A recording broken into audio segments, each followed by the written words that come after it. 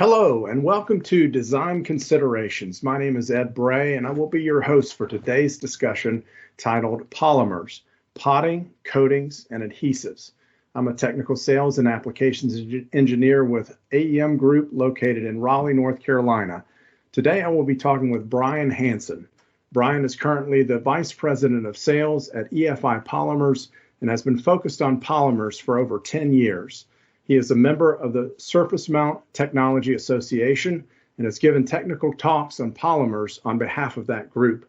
Brian's alma mater is the University of Minnesota, where he holds a Bachelor's of Science degree in Business Management. Hi, Brian. Thank you for taking time today to help us understand more about using polymers for potting, coatings, and adhesives. Thank you, Ed. It's a pleasure to get to share on the subject. So when facing a design that will need to be physically protected, what are some of the things that we should think about? Well, there's dozens of things to consider when you need to protect electronics, but it's imperative to start thinking about it at the beginning of the process if you can. All too often, we see engineers at the end of the design process, and they end up spending a lot of time and trying to make potting or coating work in an application that never even considered the possibility, or it was an afterthought. I'm not saying that we need to adapt the entire design process to how we're protecting it, but engaging electronics protection experts and suppliers at the beginning can save a lot of time and money and hassle at the end. Sure. Well, what are some of the recommendations that you would make? So there's some cheap and easy things that can be considered in the initial design phase that can make all the difference in the end. Potting is the best example of this. If you know you're going to be potting something, understand that air escape is going to be necessary. This can come via holes in your PCB, a little extra room between your enclosure and the edge of your board. And if you want protections around all sides of your boards, or your component or your sensor, etc., you need to consider how the potting material is going to flow and reach every corner and how it's going to get around those corners. Counting for these things at the beginning is monumentally easier than a design change late in the game. Sure, I can imagine. So, so assuming a designer has protection in mind from the start, what are some of the other things that he would consider? Sure. So this being the only thing in my life that I know really anything about, I could take hours and hours answering this. But in the interest of time, there's probably two major things to consider up front. Once you've considered the more subtle things like the potting considerations I mentioned earlier, or the surfaces you want to bond to, and by the way, this applies to potting, coating, and adhesives. Low surface energy substrates are just harder to bond to, like a polypropylene would be really hard to bond to, but we can. But manufacturing should really be considered.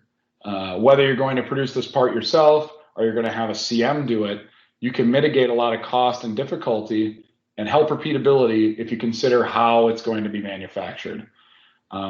Most of these materials can be applied in a myriad of ways, from mixing and applying it by hand up to fully automated integrated production equipment. But understanding that even the world's, you need to understand that even the world's most advanced contract manufacturers might still do this particular process in a somewhat manual way. So I urge designers to explore this when they're looking at circuit protection. Try to understand how the material will be applied in manufacturing. Usually the people supplying you the materials are willing and able to help you through this. And additionally, processing is at least half the battle in this world. We worry a lot about chemistry and performance, but how you're actually going to use it in the real world is a lot of the battle. And a lot of these materials will need differing degrees of time or heat to cure to perform.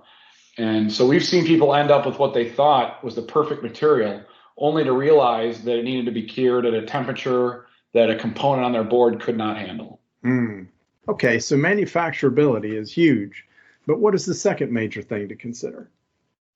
It seems simple, but what do you really want the material to do at the end of the day? What are the nice to haves, the must haves, and the needs to haves? We see a lot of designers that have done some research and decided they need a highly expensive one part silicone potting material with a thermal conductivity of 5 watts per meter K and everything under the sun. My advice is to lay out your requirements to your suppliers and forget about specific chemistries, certain data sheet values, etc. And I say this for 2 reasons. One, the limits of what's possible in certain chemistry backbones have been pushed to a large degree. What was true 7 or 8 years ago is probably not true today. What was true 2 years ago might not be true today. The UL RTI ratings are a really great example of this. Today, you can find polyurethanes that have a UL RTI rating of 120, even 130 degrees C. And a lot of people have a number in their head which is much lower than that. So it's very possible you could get everything you wanted in that super high-speed silicone that a more straightforward urethane will cure for you for a lot less cost and hassle than getting that silicone in. And then, and number 2, many of the values you see on those data sheets are not going to translate to most real-world applications. Things like glass transition, hardness, dielectric strength, they'll get you in the ballpark. But things like thermal conductivity or other values can be highly misleading and totally irrelevant to what you're actually going to see in your application. And this is all to say, once you know you need some protection, stay focused on exactly what you need the material to do. This opens you up to be presented with a complete material that will not only solve your problem, but may even open you up for freedom of design in other ways. Companies like ours and a lot of others are constantly formulating. On a weekly basis, we're formulating new materials to try to keep up with the needs of hardware in all industries. So many of the really good materials that might actually solve your problem aren't even findable on Google. They won't even be on supplier websites. There may be some material that someone is developing for automotive battery packs or high voltage electronics that would be a perfect fit for what you're doing in a completely different design. So if you focus on just the performance aspects on those very specific data sheet values only, then you'll only get those solutions. So if you get way down the path because of some notion you had about what you're going to have to settle for, you'll likely end up doing just that. Thanks, Brian. Any parting thoughts or further advice on this subject? Yes. Don't be afraid to ask for help. Not only in selecting materials, but in qualifying them too. And not only qualifying them at the prototype phase, but on your line in production. There's this urge in every market to fit customers into the most convenient box for the supplier. And that is no different in the polymeric protection materials industry that I work in. We see so many engineers using a material that's easy and cheap for the supplier to make, but not really what would be the best fit for their application. Many suppliers out there have labs and technical teams that are ready to assist you in that. The more you do this, the more you see that there's a really broad selection and spectrum in this world. And one more thing in this vein, if I may, is be careful with samples. And this goes to a larger point that we may not have time to totally unpack, but in most cases, you're creating and controlling a chemical reaction inside your application. So although you should be safe when you're doing that, of course, that isn't really what I'm talking about here. I've seen people, fail trials for reasons that weren't the material itself, but a result of improper processing of the material. So whether it be not getting the material to the right temperature or not getting a complete mix, or you name it, these processes can be controlled, but they aren't always intuitive. So always engage a supplier for guidance or assistance. And to expand a little bit on that, on the sample processing, there are a lot of places where we can make fatal mistakes with processing, potting, or adhesives. And a good supplier will insist on doing one of 3 things with you or for you. 1, being on site to help process the sample material.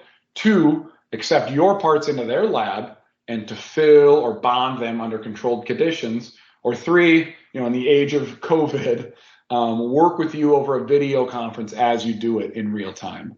There's just a ton of nuance as to how materials like these are handled. Most potting materials and a good chunk of adhesives, the ones that'll really be good performance, are going to be two-part systems, A and B. They must be mixed to exact ratios. Now, in a production environment, a machine will do that for you. A good meter mix dispense machine will do that for you and control that for you. But hand pouring of samples takes a lot more experience to get that right.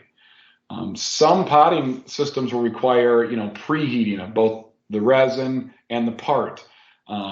If these systems are filled, that's a whole nother variable. The mixing of these materials itself is a much bigger deal than it may seem. And we see this issue frequently. Customers call us and they assume that they have a quality issue because the materials aren't fully curing. 9 times out of 10, this is a ratio or mixing issue. An old adage goes something like this.